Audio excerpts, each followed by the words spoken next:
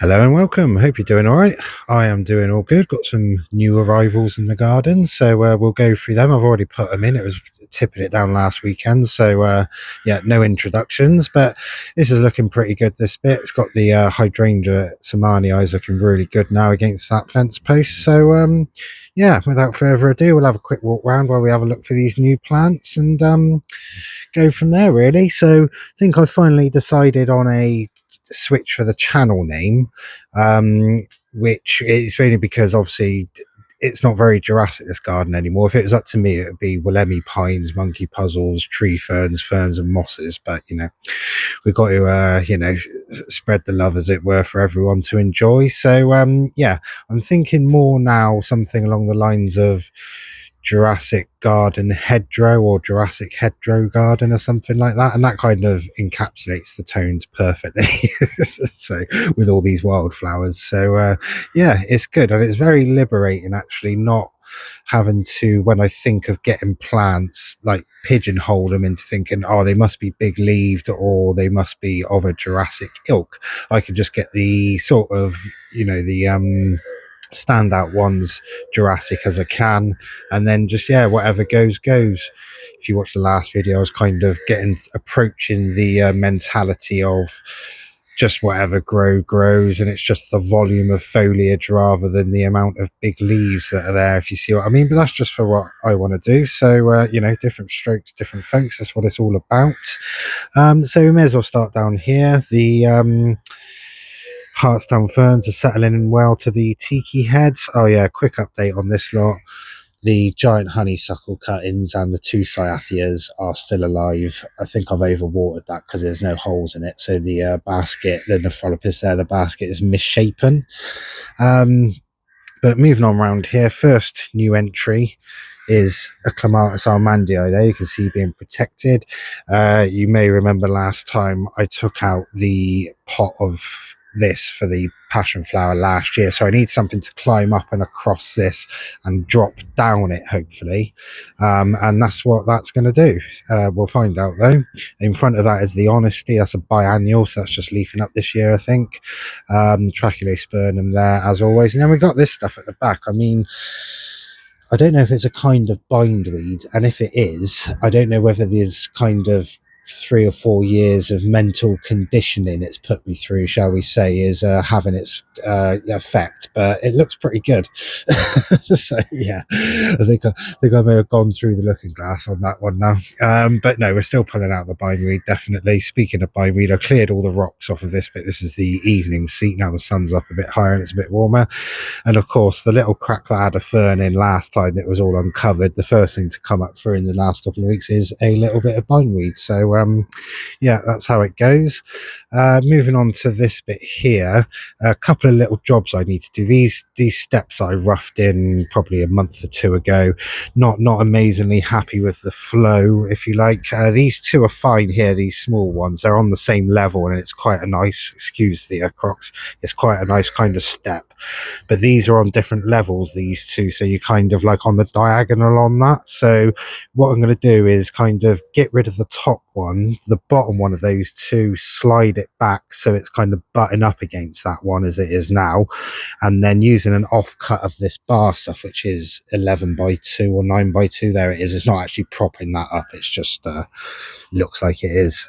Put that on top there and cut it in a nice shape, and hopefully that'll be wide enough that it'll be okay, or even I could use that one and put it at the back there. So we'll do that. Another bit of stuff I've got to do is the football did eventually go over into the top section there. The bottom section is doing a bang up job, but unfortunately it doesn't seem to have hit any of the croziers or anything. But in the next couple of weeks there's going to be a crozier from the Cyathea heading up towards the fence, so I want to protect that. So the aim is, where I've got these vertical bits underneath, the little bits of bamboo, roughly above them, however many there are 6 or 7, is just drill some holes, get some 6-foot bamboo, feed it down through, stick them in the ground to make them a bit rigid, and then that should be actually quite rigid, and then just put something in at the top, a cross brace for it, so that if the football comes at it quite hard, usually it's a glancing blow, but if it comes at it quite hard from this way, they won't sort of bend over or snap. They'll have something there.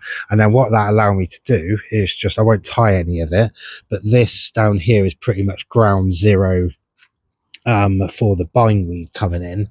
So it's nice to be able to lean over and hold on to this because it's actually quite secure, and reach right the way down in there to get stuff. I almost like lie on that, if you see what I mean. That's quite nice, whatever that is down there. Well, I say quite nice when you're looking for wildflowers and stuff you haven't seen. That is quite nice. Yeah, so that's just on my list of things to do. You can see one of the atratas which went out into the nursery has come back quite well, so I think I might stick them in there. Unfortunately, like I said last time, this the rockfern, Polysticum susamentsi, Korean rockfern, hasn't lasted. People walking over it to get the ball. I say people, one person, one little person in particular, but there we go. So yeah, moving on around here. This Scheffler took a dig the other day, but it's not lost any of its leaves, and it's looking really good, actually. Really, really good, this one. It's a bit out of sync, that one, because it only went in late last year, or early last year, so it's not quite used to the seasons, which is why it's ahead of a bit of the others, but it looks absolutely fantastic. Let's hope we can keep it that way. Little Fatsia there doing a little job, doing well. This Cyathea frond's just come out. Perfect timing because that one is getting wrecked, as you can see. But yeah, looks good as always. And then this is a Dixonia Antarctica plant on the end, plant one. Got a little bit of a space down here for something in future. The 1 foot Dixonia is throwing up some fronds. So that's good. And one of the best things at the moment, like I said at the beginning, is this hydrangea. Just looks great against the post there, doesn't it?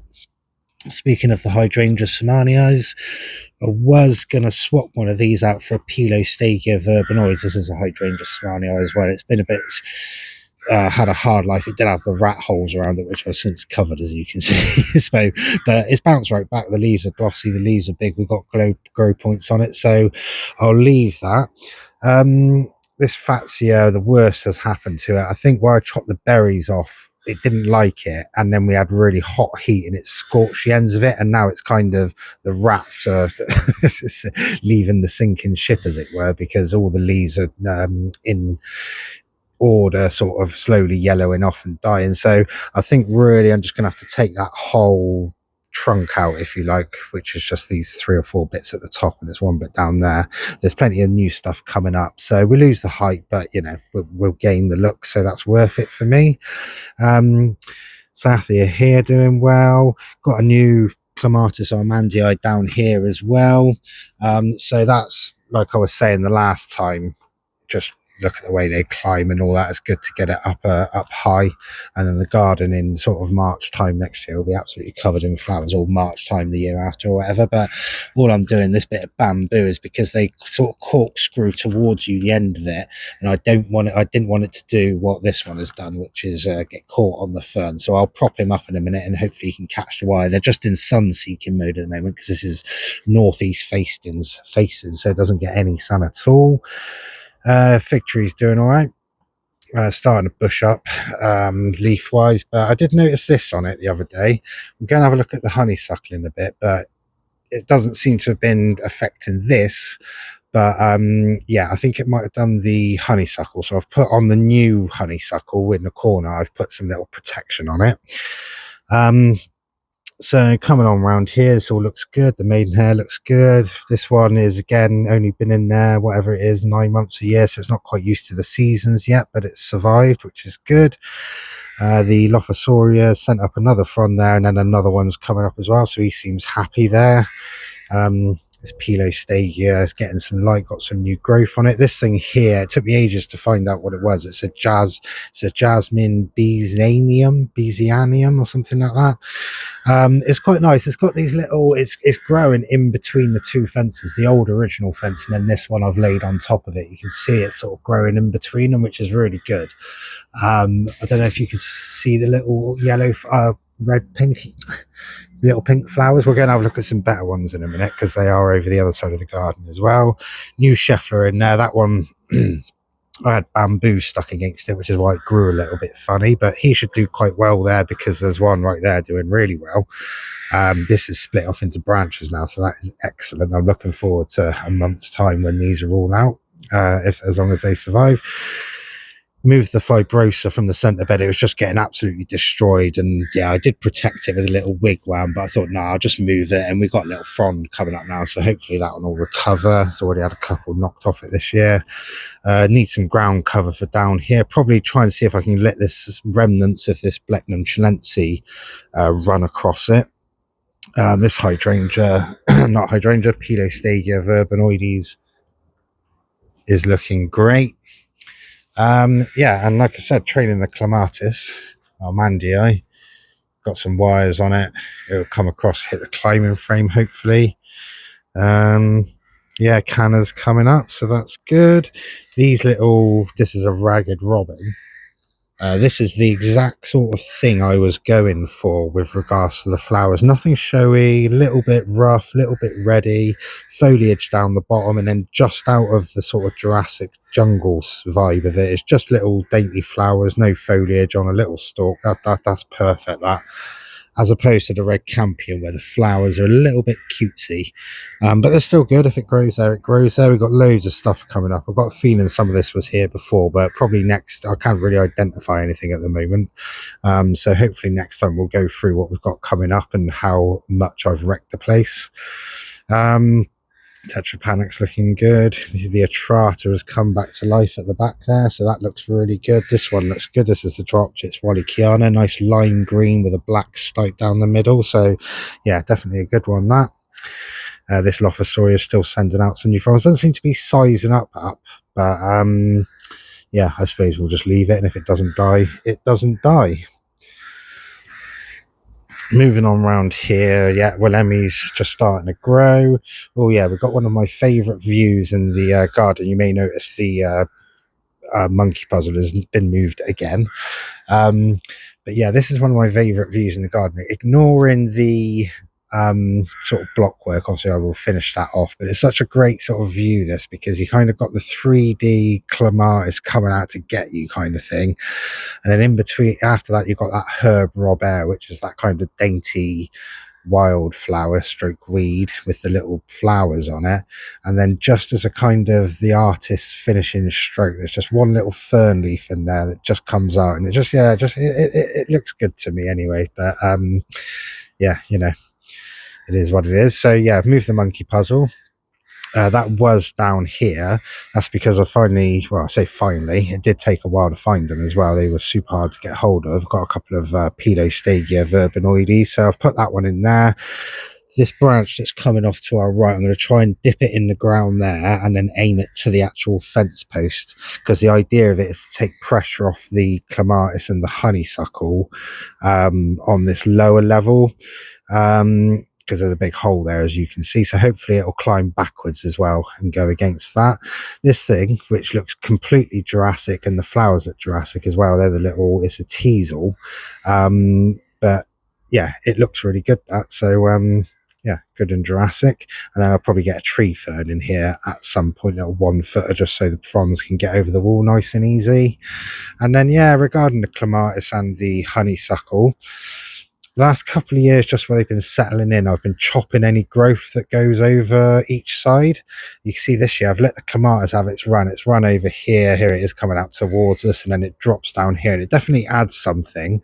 But also, it's like, you know, the honeysuckle has abandoned the branch that it's climbed down. So yeah, I kind of feel like the clematis has, you know, come out all guns blazing in round one earlier in the year, had a couple of few big hits. Honeysuckle's looking like he's going to get onto the ropes, but now it's just his time to shine. Now he's just warmed up and we've got everything. So I might just let him have at it from now and not prune it, and just let them go over each other and see what happens with it, really. Yeah, what's the worst that could happen? Got a dahlia down there which has survived the winter. Sago palms looking good. Oh yeah, down in behind there, same as the Pilostagia verbenoides over there. Because it's quite thin around here. Like I said, with the wood rubbing of the fig tree, you can see it's abandoned all the stuff that's going up there.